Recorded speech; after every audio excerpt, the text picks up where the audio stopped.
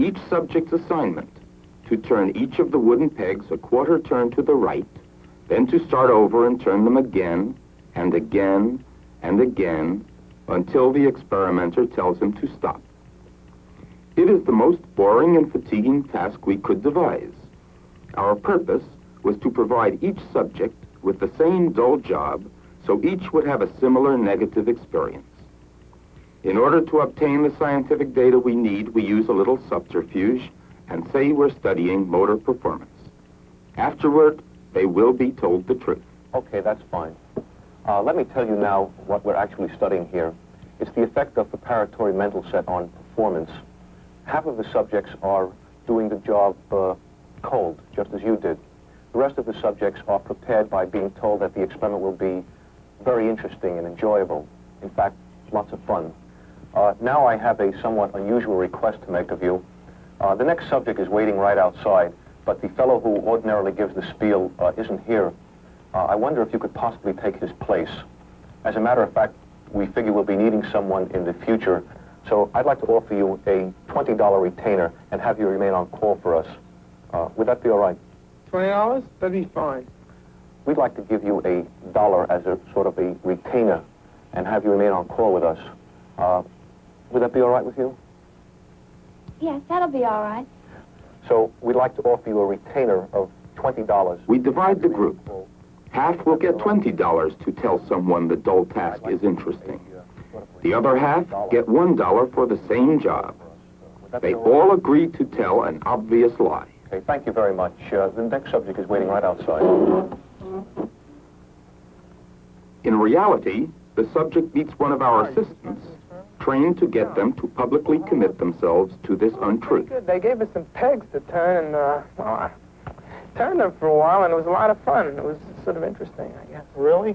Well, that's strange, because a friend of mine took the experiment last week. I think it was the same experiment, and he said it was pretty miserable, and that I should do everything I could to get out of it. Well, I think maybe your friend was wrong. Perhaps it was a different experiment, because this was a lot of fun. It appeared to me as if it were a puzzle. We had to turn these knobs, and I tried to figure out what we were doing it for, but I really couldn't figure it out. Perhaps you'll have better luck. Well, what do you have to do exactly?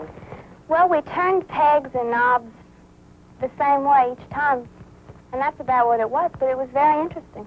Do you try to find a solution of any kind? The $1 subject sells just as hard as the $20 one. But which of them will come to believe what they are saying?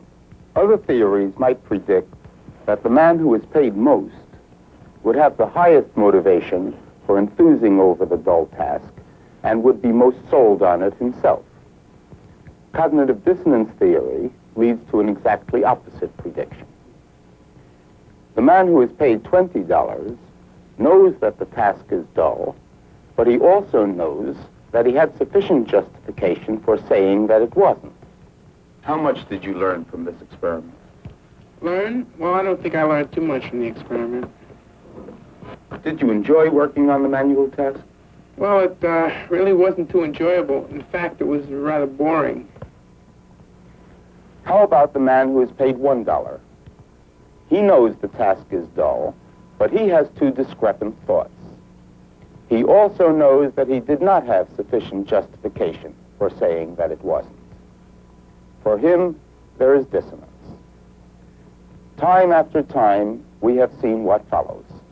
He reduces the dissonance by changing his opinion about the dullness of the task.